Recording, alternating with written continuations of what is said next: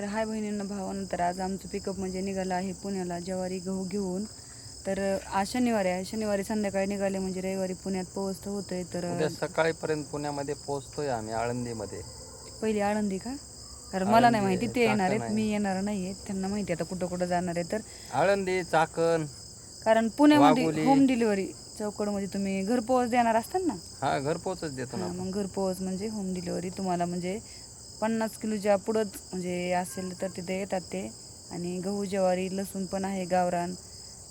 कारण म्हणजे आम्ही शेतकऱ्याचा गहू ज्वारी घेतो आणि ग्रेडेशन वगैरे करून आलेलो आहोत. आता मी होते पुण्याला म्हणजे आता नाही आहे आता, कारण घरपोच सेवा देण्यात येणार आहेत.